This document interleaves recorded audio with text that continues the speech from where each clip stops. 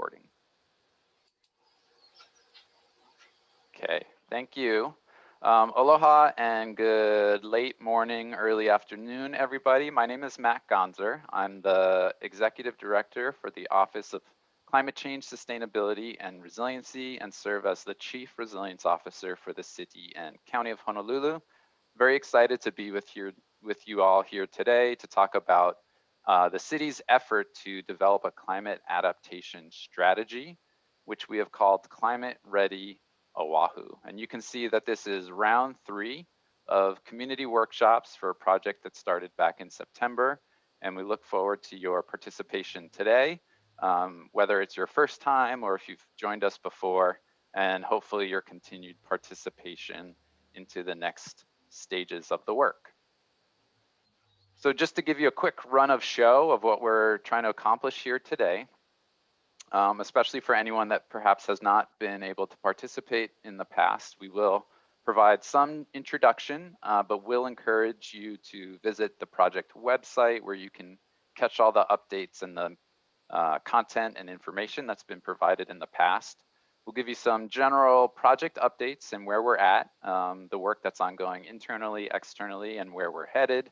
But it's really the third and the fourth bullets there that are going to be the main items of today's meeting, looking at really now launching from some of the past work of risk assessments, more towards now the actual actions to address these challenges and issues island-wide, and then to pick up from some phase 1 discussions that help further develop this concept of an equity screen.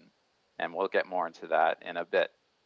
But just very quickly, as a reminder, some of you all, or perhaps all of you, in 2016 voted to create the Office of Climate Change, Sustainability, and Resiliency, and it's really a testament to the residents of this island to understand the challenges and issues that have already been recorded here, and some of the concerns that we have for environment, people, and economy into the future. So first and foremost, the office is intended to ensure that we're walking the talk and doing everything that we can to be resource and financially efficient to bring those benefits back to community members, saving people money through our own city operations, making sure that we are immediately and drastically reducing and ultimately eliminating our contributions, our local contributions to global climate change, working up and down the federal chain, the governmental chain, working with state partners and federal agencies, and then making sure that we're bringing information and resources to bear to support informed and climate resilient decision-making moving forward. So again, very quickly, really the only reason we are here to talk about climate change adaptation is because of the reality about climate change itself. And we all know that human-induced global greenhouse, human-driven climate change is the direct result of our collective emissions and pollution into the atmosphere, primarily greenhouse gases or carbon dioxide, but there are other greenhouse gases that contribute to this effect. And we know that this direct linkage is there, and we know that there have been campaigns of deceit to hide the reality of this product. But what's really alarming is the information that's been collected locally. What you see on the screen is actually the famous Keeling curve that brought attention to this. And this is from the observatory right up top of Mauna Loa, showing the stark and steep increase in global carbon dioxide concentrations. And what's really also encouraging is that while we're having this discussion right now on climate change adaptation, the city leadership and the state leadership recognize that we can do a lot around climate action. We need to do this first so that we can stave off the need to adapt to the climate hazards that are coming to our shoreline, but also recognize that this is a great opportunity to link climate justice, environmental justice, long-term affordability through climate action. So we do encourage you, if you're unfamiliar, the city has a draft climate action plan out for public review, and we actually have a community meeting coming up next week. Yeah, thank you. Hot mic there. We do have a community meeting next week, Tuesday, to share out more about the specifics of the climate action plan, but also to continue to receive comments on that. And again, a reminder that, you know, the best and most important emissions reduction strategies are now, and they're actually going to be the most cost effective and critical to set ourselves up for success into the future. But again, today we're talking about climate change adaptation. So we know the driver of these changes in our environmental conditions is greenhouse gas pollution. And this is just somewhat of a representation of how these different systems and environmental conditions can change in things like um, the increase in temperature or elevated sea levels, but those changes have impacts and consequences. And that's what we're here to talk about today. How do we prepare communities to address these challenges, but not just think about preparing against the worst, but finding ways that we can beneficially and opportunistically better manage community and environmental change through time with an eye and an awareness towards increasing hazards from climate change. And again, we've measured this locally, whether it's a steady downward trend in our normal northeast trade winds and the consequences for human comfort and rainfall patterns. We've already measured at least a half foot of sea level rise at the Honolulu Harbor tide gauge, and we certainly know the potential increase and accelerated rise in sea levels into the future. Or we've already measured at least 1 degree of statewide temperature change, 1 degree Fahrenheit, and it's the actions or the inactions of us around emissions that will really chart the trajectory into the future. So that's what we're really here to talk about today. Whether it's, again, concerns around temperature and our ability to stay connected as community, the impacts to public infrastructure or people during these really episodic events like rainfall, flooding, or the concerns in the coastal area on things like king tides or sunny day flooding, and the impacts that has had for small businesses already, and the risks that that might pose for redevelopment opportunities and the production of housing to support community into the future.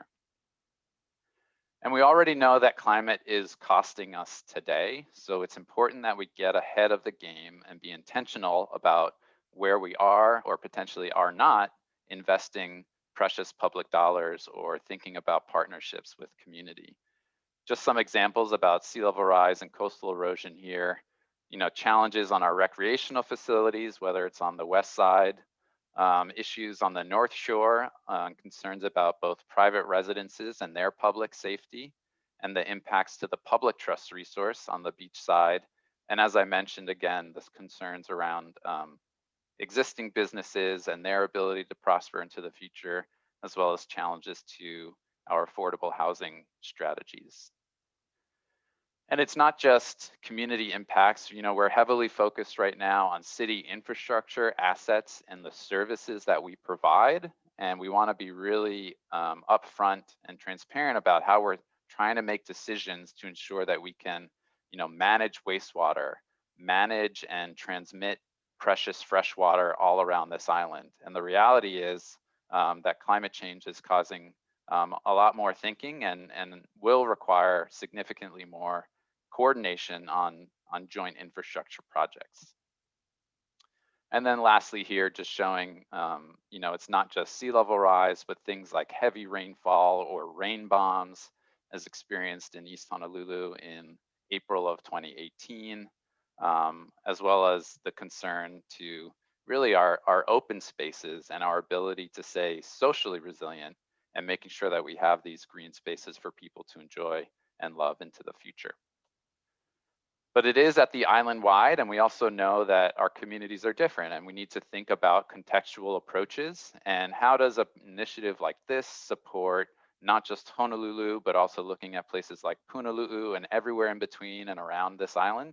So we're gonna share some other information later on showing how we're aligning this work and syncing it up with the community the sustainable communities plans, and really trying to accelerate and catalyze the values, visions, and goals that have already been established through those community planning processes. Okay, so that was a very quick general overview and introduction to the project. As I mentioned, at climatereadyoahu.org, you can go back to the participant page and find all of the round 1 and round 2 meeting recordings, slides, and the engagement activities. But we're really here in round 3, stepping into phase 2 of the project. As I mentioned in round 1, we gave a lot of level setting and elevating everyone's general comprehension so that we're all on the same page about climate change and actions that have been taken by the state and local government. We went through a series of questions to get people's gut reactions. What's their take on climate hazard impacts? How has it affected them today? What are their concerns towards the year 2050 and mid-century? And then we also had this initial discussion towards guiding principles for climate change adaptation. And that's what we're going to come back to today as part of the second activity. But right now we're looking, in round 2, we went deeper to better understand the climate hazards and the exposures island-wide. We worked with participants in those meetings as well as our community advisory hui to further investigate the hazards themselves, specifically looking at the information at an island-wide scale to propose potential test areas to help us think through both sector-specific adaptation strategies or cross-cutting strategies. And that's the mention there of identifying adaptation action areas. So since we last met in early November, we have finalized those adaptation action areas, which departments will be digging into in the coming weeks to think about all of this work coming down from an abstract concept and thinking about physical geographies and what it actually means on the ground. We've since finalized the climate risk assessment, which will be put online soon. And then we've also drafted up some community climate briefs to support the continued iterative updates of all of the community plans island-wide. So as I mentioned, some of you probably remember this. It was an interesting activity, a mapping online activity to think about the specific hazards, whether it's changes in rainfall, or to think about the people in a place, the environment of that place, or the potential concerns for the impact of the island. And across the board, whether it was the community meetings, the the community advisory hui, or the departments, there were a top 4 areas that people really wanted to think in. And that was either because of the actual impacts, concerns around disparate impacts for populations in different places. But we brought in another area, which is the Kapolei Makakilo Ewa area, to have at least one place that wasn't coastal so that we can think a little bit more intentionally around increasing temperatures in a place that is already slated for really significant change, and how do we stave off the consequences of land use changes over time. As I mentioned, we finalized the climate risk assessment. So early on, with community members' assistance, as well as the departments, we keyed in on really a top 5 of climate hazards, as shown here in the table.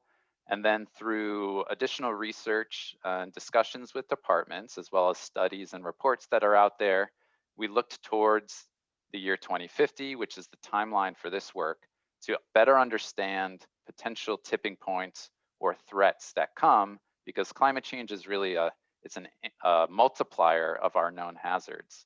The continued increase in temperature or ocean levels is kind of a slow burn, or it's a stress that just grows over time. Things like rain bombs or heat waves themselves can be a shock. And we need to better understand the potential risks to physical health, mental health, community cohesion, economy, infrastructure, and environment. And through this analysis at looking at both the likelihood and the consequence, we've identified sea level rise and coastal erosion and increase in temperature as our top 2 hazards of concern, but the work will further investigate all 5 of these. And then lastly, we did produce or have nearly finished a series of community climate briefs, and these are consistent with the island-wide development and sustainable communities plans. And we've started to share this information with council members. We'll be sharing it with the Department of Planning and Permitting so that they can further engage in their update processes for these plans moving forward. Because we're really, again, hoping to insert this information, support that process to think about and facilitate environmental and community change into the future. And where we are now, we're now in the round 3 of community workshops. We had actually one 2 days ago on Wednesday, and we'll have another one tomorrow morning. We recognize in the virtual space that scheduling is a challenge, so we always make multiple options available to try to grab different audiences. All of the content is the same, so if you're interested, you don't need to participate in multiple sessions. We're currently working on and reviewing specific climate change adaptation actions to address these issues with city departments. However, you'll be participating and helping us with that today. And then our office generally continues to coordinate with state agencies, federal agencies, provide more trainings and briefings with new city leadership and department leadership. And we're also about to launch a specific climate adaptation team, or HUI, around this concept of One Water, which came out of a bill that passed at the end of last year. But at all of these different phases, we're looking at specific key questions. We've moved on, or we came to an understanding about the consequences of a changing climate in phase 1. And we're now at this phase 2 question of identifying and helping to prioritize top adaptation actions to address the hazards and risks of concern. And that's what we're going to do with you right now. So even though I mentioned there were 5 top hazards, we did a little bit of clumping to think about how do we get sea level wise, address and get flood ready, and then making sure that we're doing everything that we can now to beat the heat that will come into the future. So that was a very quick introduction into what we're going to do now, going back to the Menti system. And as we're doing that, a reminder to you all that this is actually, I know it's challenging in the virtual space.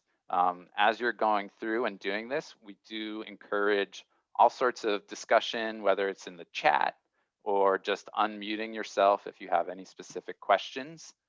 This engagement right now is going to be 2 questions for each of those 3 groupings. And basically, in looking at people's phase 1 survey responses, digging into the city's hazard mitigation plan, looking at the community plans out there, we're trying to get a sense of the suite of things that could be considered to address any of the climate hazards, but then also to get some early reactions on people's preferences or where they think the best opportunity or prioritization should take place. Right now, I have the results hidden because we don't want to bias anybody. And some of you may have already started this because you could have seen the questions to begin with. But basically, what we want to do is give you some space, have me close my mouth for a little bit here, and give you some time to think through a potential ranking activity.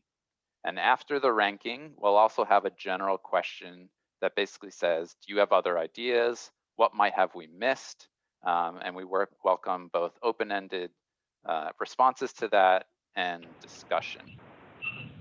Does anyone have any questions on what we're trying to accomplish through this activity right now? Heather, do you have a question?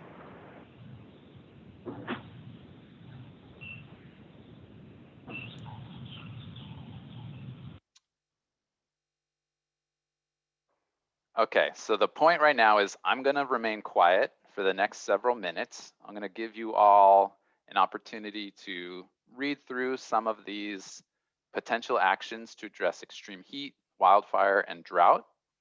And then I'll make the results visible so that we can all see where people are at, get reactions, and open it to commentary. And what you are actually helping us do is further refine the engagement tool, because next week we will post online the ultimate survey for this period and welcome your additional thoughts through that forum through the rest of the month of February.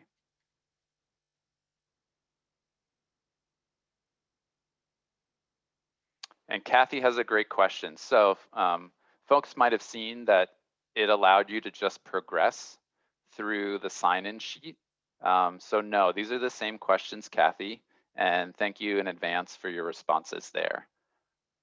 But we will be coming back, and as someone that's already gone through it, we certainly would welcome some discussion once we make the results visible.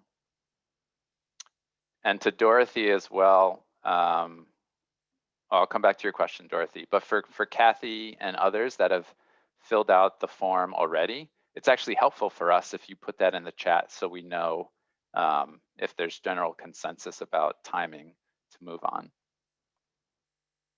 But Dorothy, to your specific question about who developed the list, as I mentioned, so we developed the list. We know it's not exhaustive, but we gathered some of these ideas from the intro survey where community members were providing some of their early thoughts on how to address these issues. But then we also looked at existing community plans, also looked at the city's hazard mitigation plan. And again, this is not the end all be all, and it's not the only things that we're considering, but we wanted to provide some food for thought to get some early reactions on potential preferences to address the issues.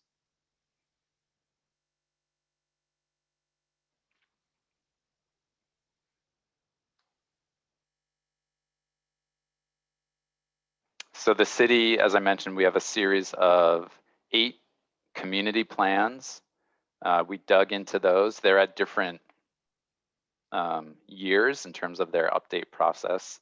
The city's hazard mitigation plan, but also looking at other municipalities just to glean some best practices as well. Which municipalities you were looking at outside? Yeah. Yeah, and Ujay was our lead on investigating, actually communicating with a lot of cities. And I know we looked at 8 in particular to think about how to even scope out some of this work. And we'll actually have some more examples when we get into the equity work. But we looked at places that were, shining examples, but also looking at places that had some similarities in terms of scale, municipal budgets, even jurisdictional relationships, a series of West Coast cities and East Coast cities, primarily because of the coastal context too.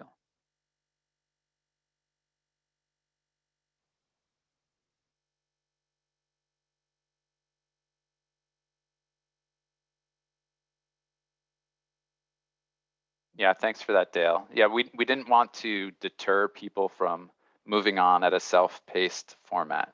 So it sounds like maybe without any other concerns that folks have probably had an opportunity to respond not only to this question, but probably all of the questions. So with that, I'm going to keep us moving along. But what we would like to do is see if maybe Dorothy, what do you guess from the group's collective Beehive mind is the #1 potential action today? I think about how the choices were presented, and I think people probably chose one the most. Also, it's a good idea. That's a guess. Okay. In 3, 2, 1. Ooh, they went design, thinking about buildings and building performance. But again, to Dorothy's point, the how of the consideration, we know there's definitely more nuance in how this can be considered, especially in terms of their impact. Thinking about heat is not the same as thinking about wildfire or drought. This isn't necessarily to immediately eliminate any of the potential strategies or actions, but it's really an initial part of the process to get people's top of mind considerations within these larger buckets of temperature and its consequences, rainfall and its consequences, as well as sea level rise and its consequences. And this is awesome to see as well. A lot of folks have already given this a lot of thought. Pretty informed group, it appears today. Want to offer up before we move on to the next section, if anyone wants to share explicitly their additional comments here.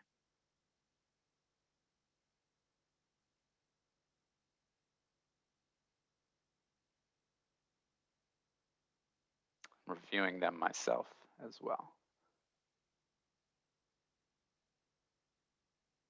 I see a variety of educate, regulate, incentivize, support, partner, all really good things to consider.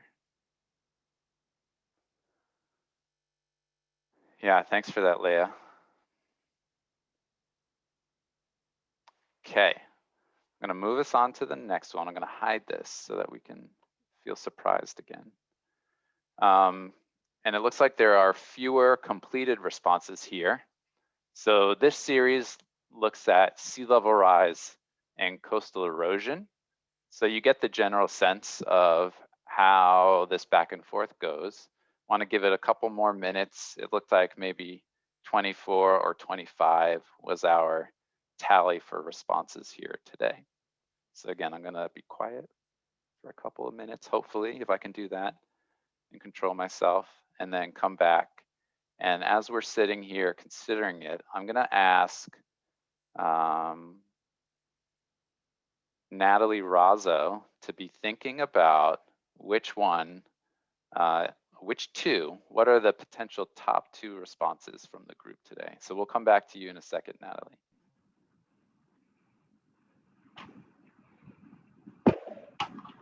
Put your thinking cap on.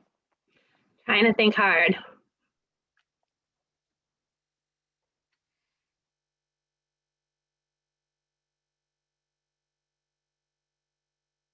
Is there a significance to the color coding? No, Kathy, I think that's just to help people see different lines and different questions.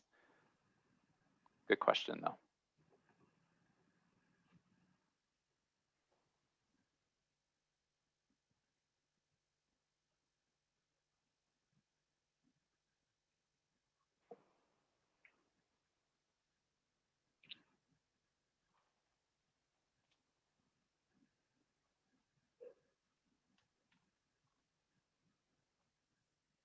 Looks like we're still hovering around 16. We'll give it a couple more minutes. I know it's a lot to read through as well.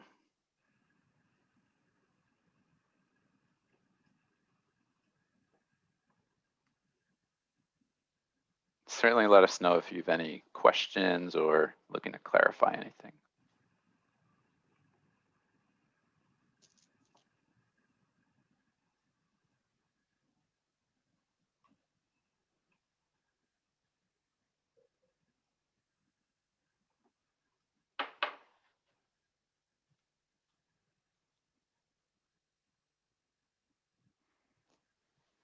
Preferred sample size, Kong? Are you doing a research paper? There's no preferred sample size. It's the most voices, the more voices, the better.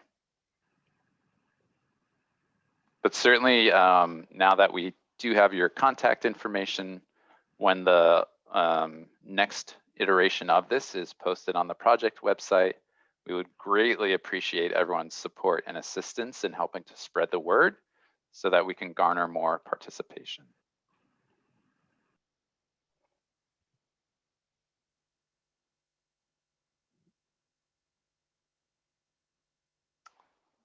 Yeah, and if I wasn't clear before, this phase of the project and the next two rounds are really keying in on both the generation of ideas to address climate actions, climate adaptation measures, getting very specific, hopefully, into the next round of meetings in terms of pathways and strategies for implementation and actually realizing these. So the effort here towards the development of the whole adaptation strategy itself is not just through these 3 meetings this week. There will be more online work. There's internal city engagement. There's more effort with this community advisory hui that we have for the project, and then continued things, regrettably, just through an online forum at this point in time.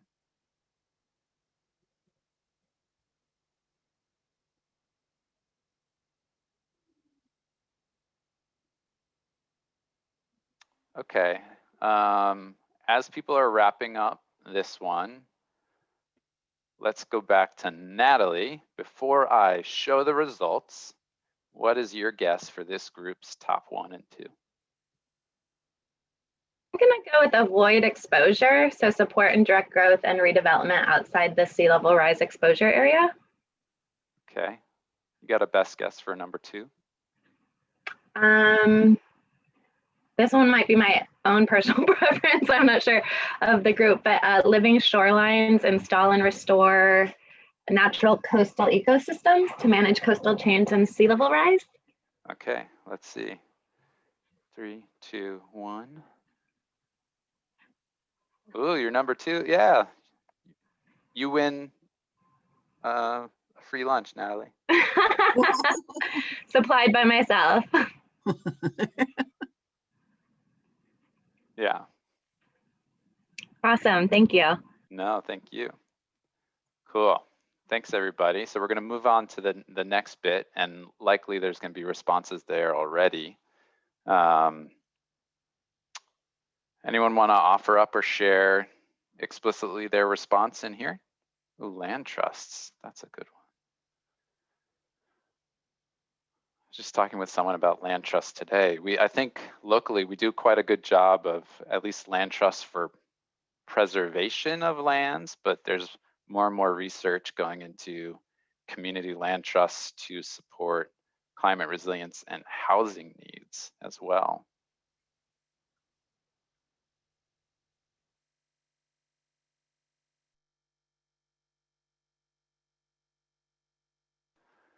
The host keeps muting me, and I don't know why. I thought I was the host.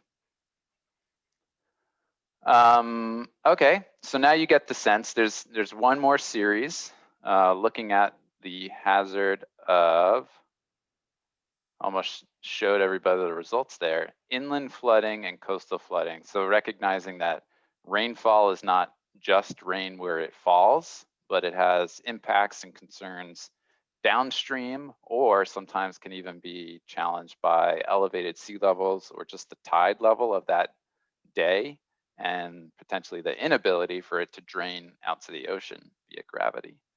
So we have a good series of responses already in, but want to make sure we have enough time for those that have not yet been able to respond to this question. So again, I'm going to go quiet. I will attempt to go quiet for a couple of minutes here, but want to ask Diana in advance to be thinking about her best guess for the groups number 1 and 2.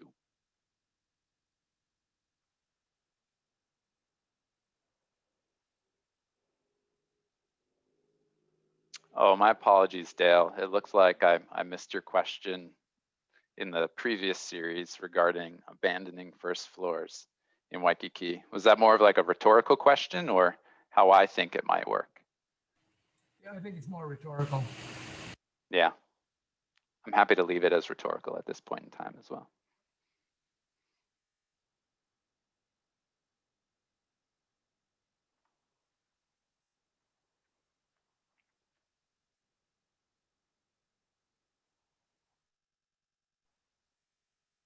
Okay, we'll give this a couple more minutes to see if we can get some more responses in before moving on to the next one. We're doing well on time, so certainly feel free to take your time.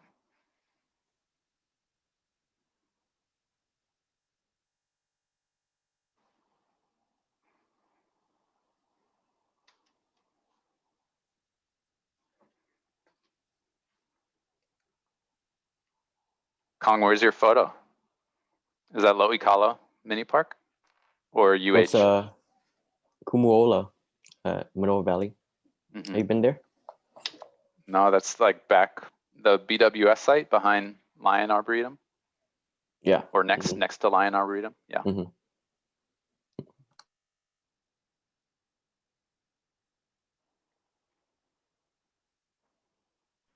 How's it going, Kung? Nice to see you. Nice to see you too, Ujay. Nice to see you back in the office still. Yep. Never leave.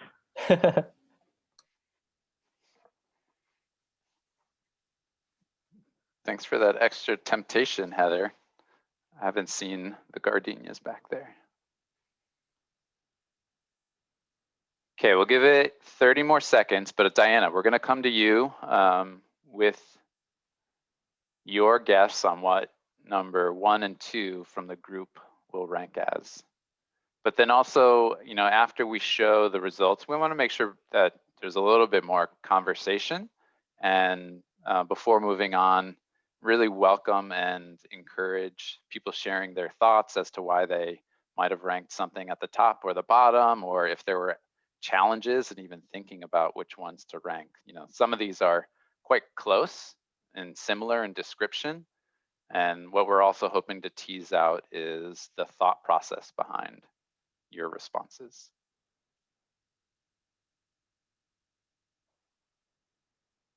Oh, snap, is that true, Heather? Just because of like the growing temperature or increasing temperatures even locally, our flowers and trees are on different schedules.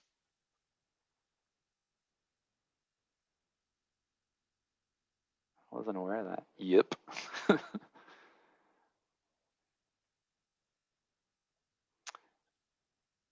Okay, Diana, what's your guess? This is hard. I would say the first one would be the green infrastructure. Okay. Using nature-based solutions. And then I guess the second one would be, let's go with floodable parks. Floodable parks. 3, 2, 1. What? I just hit them. There we go. You're right up there, number 1, group consensus. But again, I know this is like moving kind of quickly and people have had their freedom to work independently, but we certainly want to welcome discussion if anyone's willing to share kind of their thought process on, you know, from top to bottom of the list and any challenges that you may have had.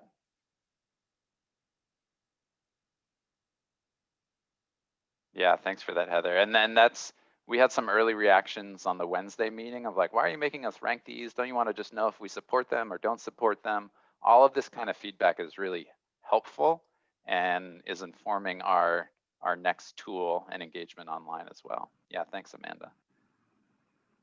Natalie, I saw you unmuted. Did you want to share any of your thoughts? Oh yeah, thanks, Matt. So when I was looking at these, I think some of them to me seem like there would be overlap to a little bit. So kind of like use nature-based solutions to me could also be similar to floodable parks, since parks are green spaces. So I think in my mind, even though like floodable parks showed up as 8, it could almost be kind of like a subset of maybe the first one. So I thought that was kind of interesting in trying to make selections, is in my head trying to categorize them. Some of them could kind of go in conjunction with one another. So yeah, and again, the next phase of the questioning is really to help, sorry, not today, but as we continue on with the project, to further define, because I think you're right that some of these probably are, you know, could be lumped or clumped and grouped together, and that could even provide more credence and backing to pursue any strategy in particular. But then Heather, to your point as well, you know, certainly more discussion and more conversation around any of these is important and warranted. And we're trying to, towards the next several phases of engagement and the project, move towards, you know, clearer like action plans for any of these strategies to show how to turn ideas into policy or projects. So we look forward to everyone's continued guidance and really discrete ideas moving forward. Hi, Matt, Okay. it's Kiana. Oh, hey, Kiana. I just wanted to add to the folks who are interested in stormwater management that my office, I work at the Oʻahu Metropolitan Planning Organization, or Oʻahu MPO for short. We're recommending that our policy board fund an Oahu-wide stormwater management plan. So if they approve that, then we'll be giving money to the city. And then the plan should be done in the next 2 years or so about. So Take that's it. something that's in the works if our policy board approves the funding. Sorry, you said that's with Department of Facility Maintenance? Is that what you Yes. said? Yes, awesome. Great to hear that. Surprised Randall didn't tell me. Okay, great. Thank you, everybody. So with that, that completes that interactivity portion of the session today.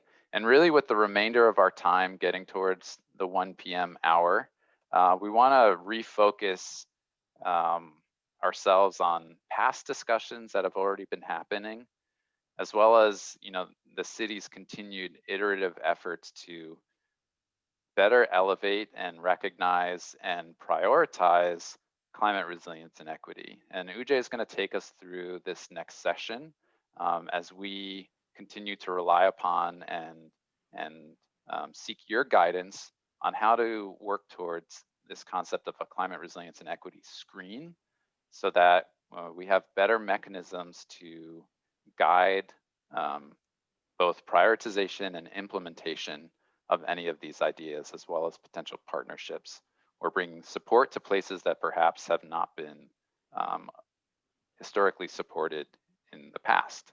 So with that, I'm going to hand it over to Ujay to take us away for this next session. Thank you, Matt. Hi, everybody. As Matt mentioned, for this portion of the community meeting, we'll be looking at building out a climate resilience and equity screen. But before we do that, and before we get into the activity, just wanted to, reflect on some of the work we've done in the past, some with you folks, some with other people, other community members who've joined in the past, as well as with the community advisory HUI as well. And so one of the questions we asked in round one, in the round one engagement workshop was, what should be the guiding values or principles for climate adaptation? And through asking that question, we received a number of responses, and we were able to develop these values word clouds. And you can see, the terms that came out most prominently, terms like community, pono, equity, and equity-based. These featured the most in guiding principles and values. And equity really did emerge as an important guiding principle. And so this informed our decision. We saw equity as core to climate adaptation. It came out in the advisory HUI and community as well. And so how do we bring this concept of equity forward and through the climate adaptation strategy? And that led to the decision of creating or developing the climate resilience and equity screen. Next slide, please. And so continuing to reflect back on the intro survey questions on the round one engagement, we asked a series of questions. 2 questions. Do you think different types of communities are affected differently by climate change? And what, if any, concerns do you have that climate change impacts will affect individual communities unequally? And so we received, hundreds of responses, and we did some, aligning of the same responses, picking out ones which, really featured. A number of people have brought that up as a serious issue. And so these are the collection of emerging concerns taken from Community Advisory HUI, the intro survey.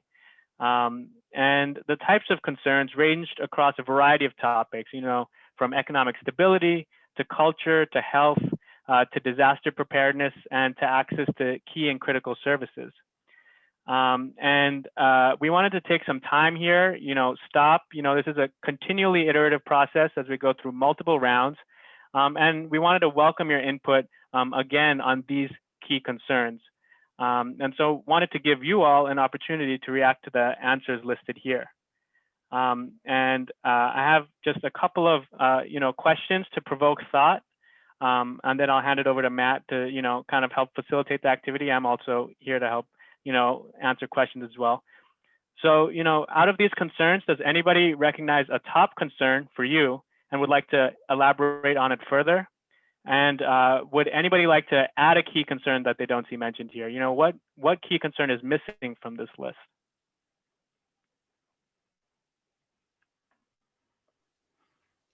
And as you're all giving that some additional thought, just wanted to reiterate what Ujay had mentioned. This is really kind of a distillation of, several hundred responses through the early phases of the project. It's a lot of lumping and clumping and finding similar type responses just to make it a little bit more presentable here for everyone's reactions right now.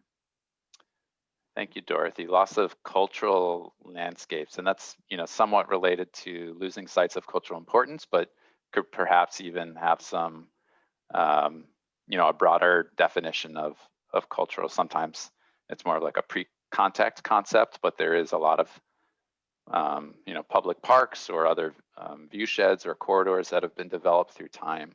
So broadening even our concept of culture too. Thank you.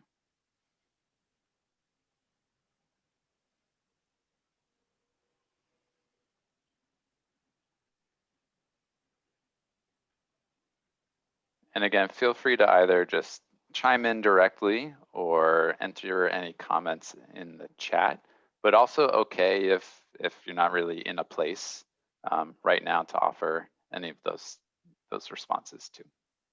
We don't want to rush it, so I'll attempt to be quiet again.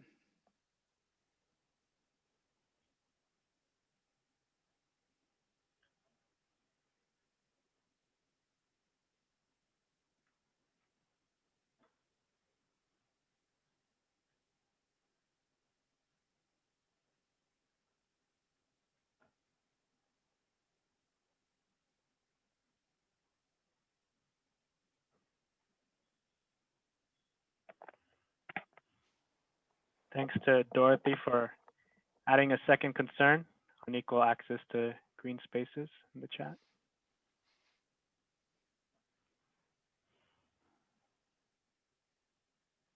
I tried to deploy the sing happy birthday twice COVID hand washing effort to try to be quiet, but the vacuum and the silence is deafening on my end for any of those that are trying to do virtual engagement. So recognize folks'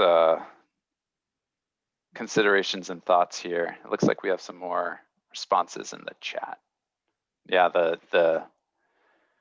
both the costs, keeping cool. A lot of early comments in the initial survey were like, I never knew how flippin' hot it was at home, but now we're at home all the time.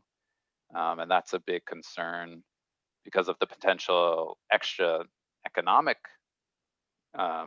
costs and burden of like just staying comfortable at home, whether you're working from home, quarantined at home, spending more time at home, and the cost implications of that. It looks like we have a lot of good submissions through the chat, and we really appreciate that as well.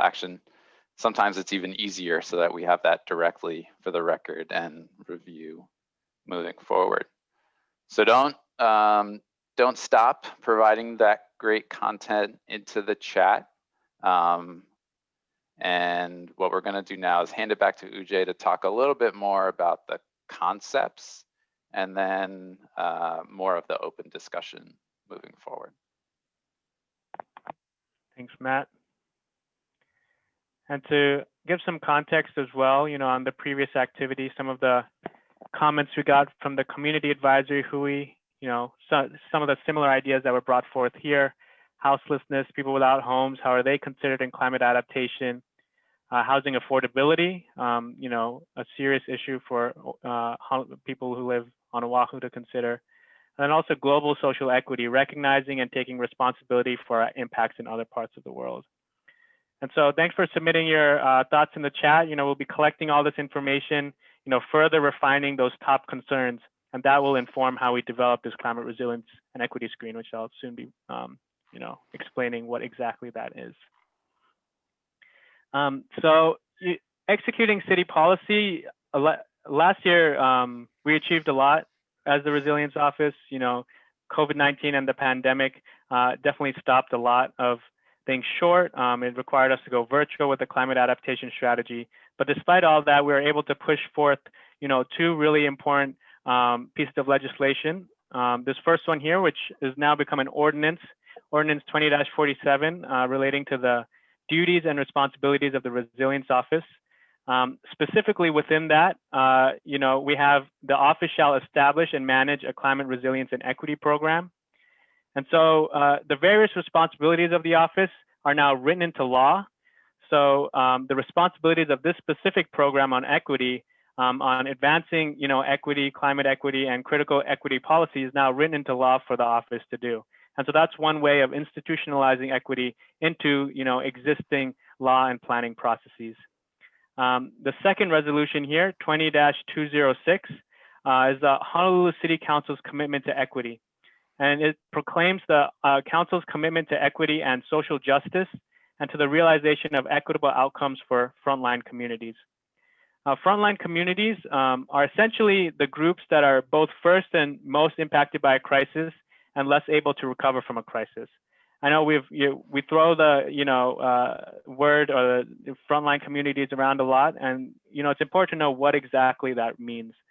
So I'm going to ask Izzy, our colleague here, to submit the list in chat of which communities are often thought of as frontline communities when thinking about climate change. And I'll also ask Izzy to include links to the two documents, the ordinance and the resolution in chat as well. Next slide, please. Working towards a climate resilience and equity screen. So what exactly is a climate resilience and equity screen? So it's a series of carefully crafted questions to ask of each adaptation action that's developed. The purpose of the screen is to ensure the most equitable outcomes possible for each action. The questions that, one, identify potential burdens to vulnerable groups, two, tease out opportunities to reduce and eliminate these burdens, and three, find opportunities to improve quality of life for vulnerable groups. Now, why is something like this important? A series of questions like this really institutionalizes equity in the planning and implementation process. Without a screen like this, without asking questions like these these impacts and opportunities may not be naturally considered. When is something like this used? It will be used at a stage prior to action implementation to ensure actions are implemented with impacts to frontline communities considered in the process. So, the department responsible for implementation, they'll, look at the climate adaptation strategy, we'll have it embedded in there, and they can look at the screen and ask these critical questions before implementing to make sure that impacts to frontline communities are included in their thought process and opportunities for frontline communities are thought about as well. When is the timeline? So we're introducing the concept of a screen and sharing the examples here in round 3. We're asking for your input through open-ended discussion like we did earlier. Between now and round 4, and based on your input and continued workshopping with the Resilience Office's equity team, we'll develop the screen set of questions.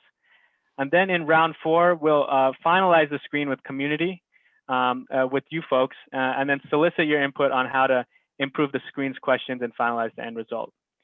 On the screen here, you can see the various sources of information that ultimately led to the decision of creating climate resilience and equity screen. And a lot of these tools will serve as examples as well. Tools from other city examples.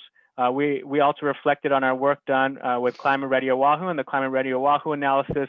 And also looking at work done in other departments at the city. It's always good to take examples and take insight from other parts of the city so that we're not as siloed.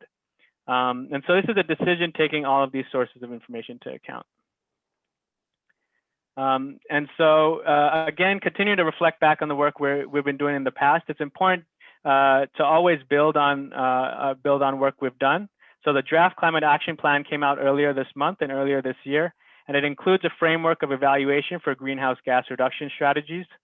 And the series of questions you can see here is similar to the screen we're working towards, but operates at a broader level, touches on city jurisdiction, opportunities for co-benefits. Many of these same questions will ask of the actions and climate adaptation strategy, but this screen in particular, our goal is to take the question, is it equitable? And break it down further. What does it really mean for an action to be equitable? Next slide, please. We looked at a number of other city examples, and this is one of them from Portland. It has 7 questions to cover 7 key concerns.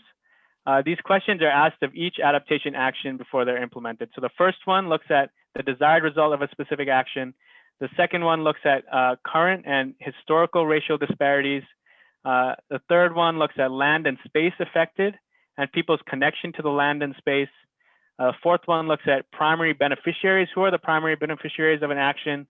The fifth and sixth look at impacts for frontline communities, positive impacts, negative impacts for frontline communities. And the seventh question looks at where are there opportunities for community partnerships. Next slide, please.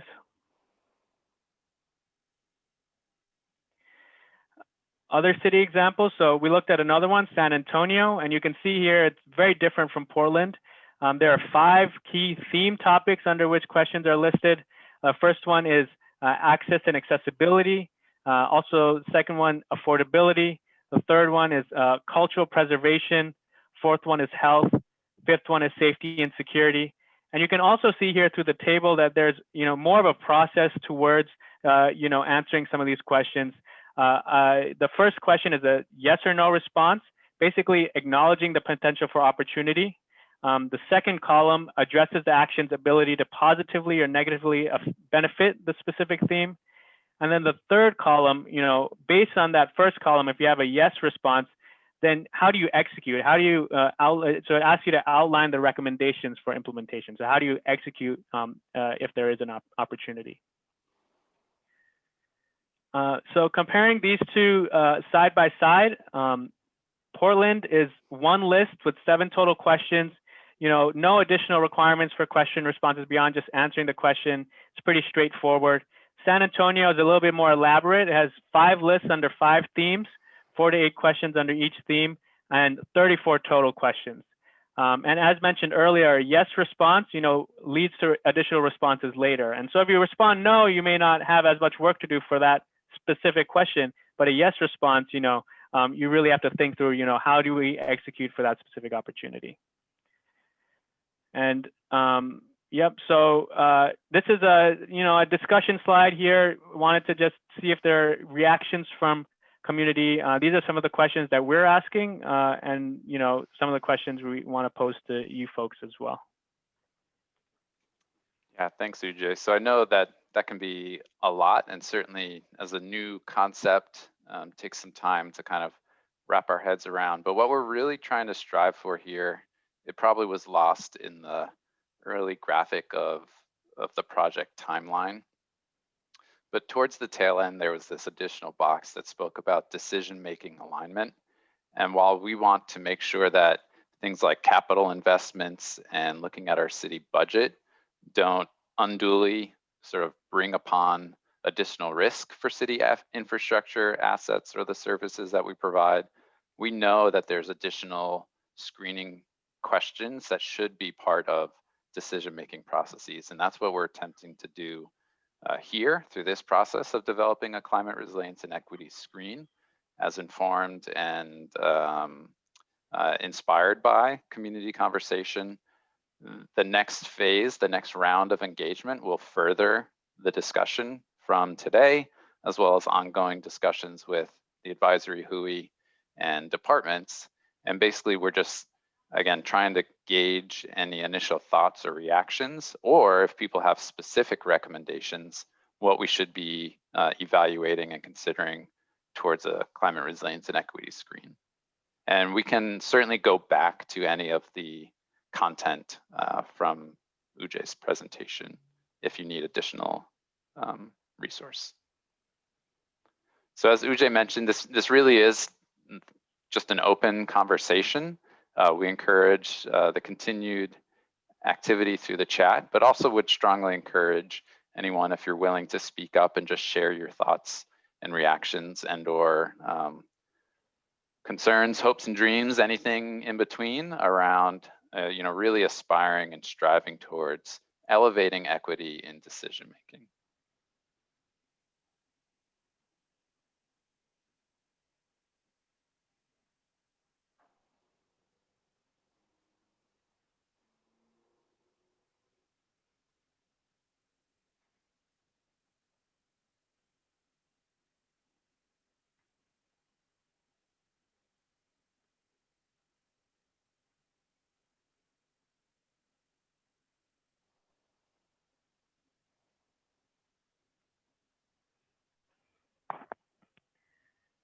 see a question in the chat there. Can you walk us through an example? Thanks, Heather. Can you walk us through an example for how you see this would be applied? It's a good question. We could take an example of Portland, and maybe it helps to go back and look at some of the other city examples, and take some of the actions that we were looking at earlier. And partly we were thinking, in round 4, once we have a finalized version of the screen, this is a perfect exercise, right? Take one of the actions and walk through it and see where the actions are, the questions are asking the appropriate questions. So here, going through basically, the various components of how an action can affect, frontline communities. So thinking about the current and historical racial disparities related to the action. So if you're taking an action like, implementing green infrastructure and floodable parks, in a particular area or across the island, where are we thinking about, how, what are the current and historical racial disparities? Are there certain races or certain communities that haven't had access to green infrastructure opportunities in the past? Are there ways in which we know we can, prioritize certain areas for green infrastructure implementation? And so, we could go through each question and, evaluate an action and do that. But, I think you get the idea from, answering one specific question about an action like implementing green infrastructure island-wide. Yeah, I'll offer indirect, candid response to Heather and Dale. Even the cities that have these things, it's very nascent. There's not clear and direct outcomes that we can point to yet. In the same way that we are in these very early stages having these conversations, even though those examples exist in their planning documents, there really hasn't been that many sort of like annual rounds of looking at budgets, evaluating how decisions were being made yet. So honestly, it's a little too early to tell the effectiveness of some of this decision making. I think a lot of it definitely will ultimately relate back to agencies and leadership, as well as advocacy, whether it's on the council side or the community side, to push for these kinds of items in the discussions for decision making.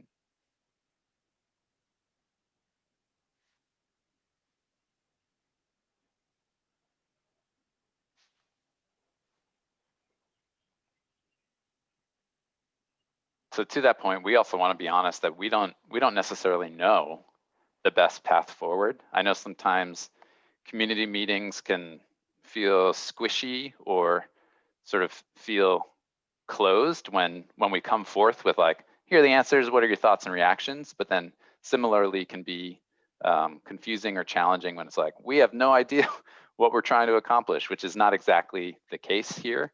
We at least have a concept, but we're very open to community's thoughts and reactions at this time.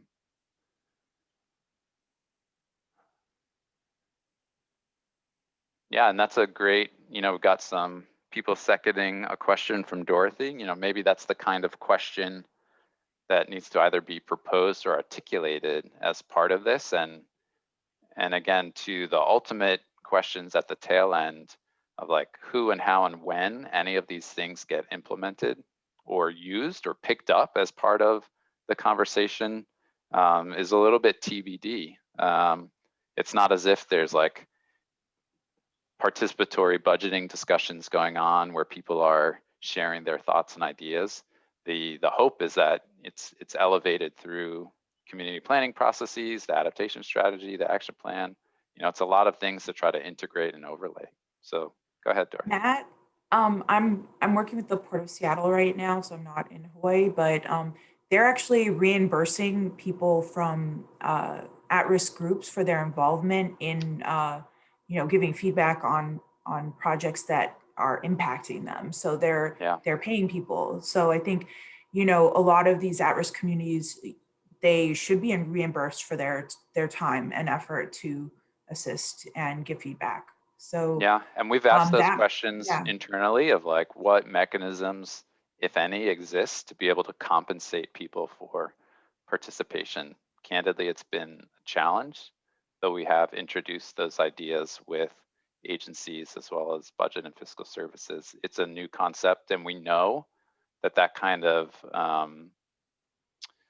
developing community climate advocates that are your bridge, and then you are supporting them and compensating them for their coordination and community facilitation are great examples and models in other places that we have yet to establish here.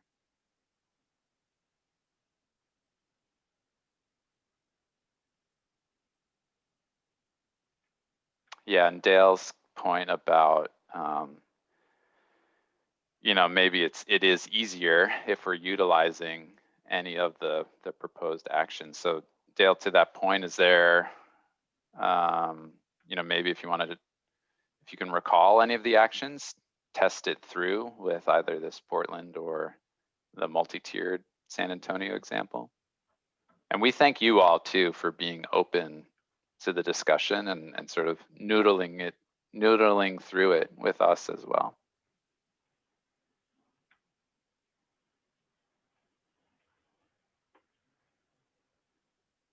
Kiana, could you share that verbally with the whole group, what you've been able to accomplish through OMPO? Sure, yeah. Well, I'm sorry, I'm not sure who's talking about paying people for their time, but that's sort of community planning best practice now is really to pay people for their time, right? Because we respect their opinion.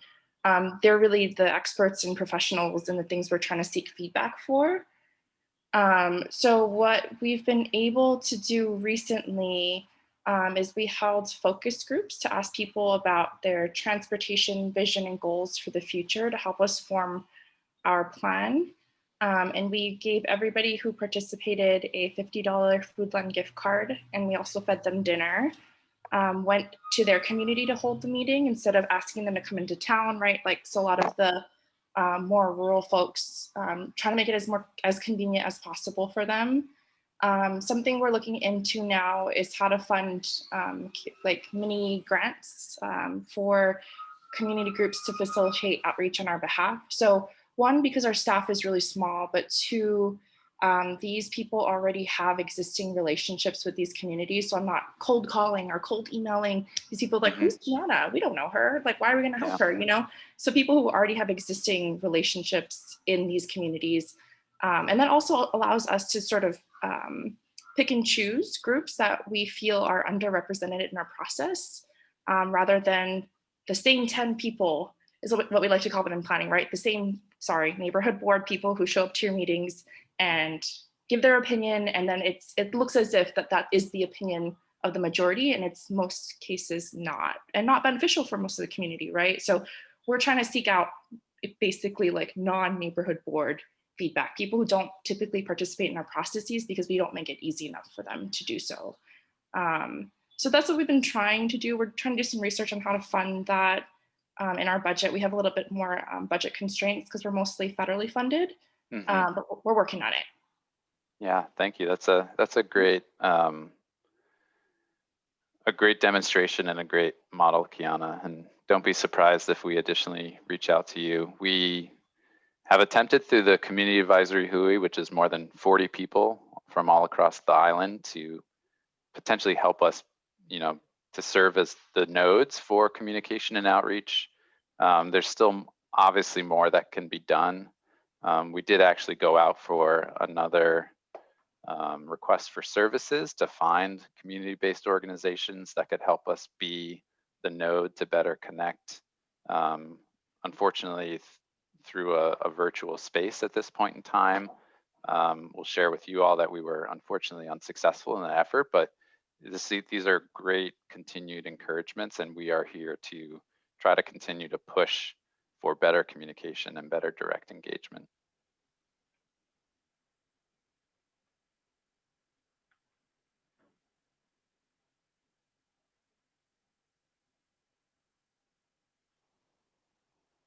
And what Kiana offered too even highlights, Heather had a comment very early on about more focused, more intentional discussions utilizing formats like focus groups as well.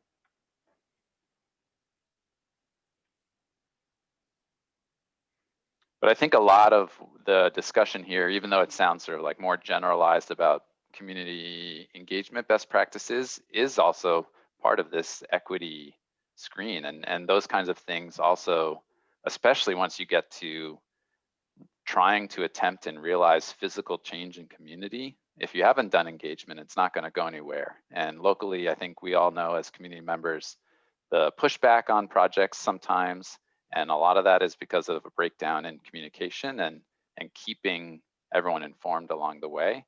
Or it might have just been a bad idea in the beginning. And we're trying to stave off all of that, because the reality is that climate change is already affecting people today here locally. It will continue to change our communities with or without us. And what we need to facilitate is a vision of community environmental change, because really the no action alternative is not an option anymore. So how do we get ahead of this and be intentional, equitable, supportive to generate the consensus around doing physical things all around the island? And that's really the proposition and the challenge for our office, but also a call back out to you all as residents too.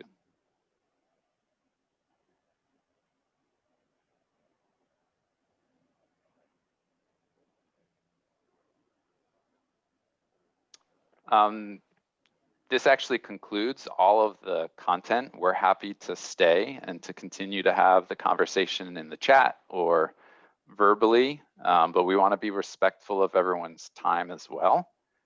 We do have one more meeting, at least virtual meeting, for the content presented here today. That's tomorrow morning at 8:30. And as I mentioned, especially with your help in signing in through the Menti platform, we'll be able to make sure that we stay connected with you as the project progresses, but then maybe even find more ways to connect with you as individuals or with the organizations that you represent and or support. And we are very open to continued recommendations and or critiques around engagement and best practices. And we're just very appreciative of all of your time today. But again, we're happy to hang for as long as you want to. But other than that, if you need to go, have a great weekend. Thank you for hosting the meeting. Sure. Thanks, Dorothy, for tuning in. Thank you, team. Thank you, guys. Later, Kong. Thanks, Kong. Thank you, everybody. Bye. See you, Kiana. Thank you. Bye. Yeah.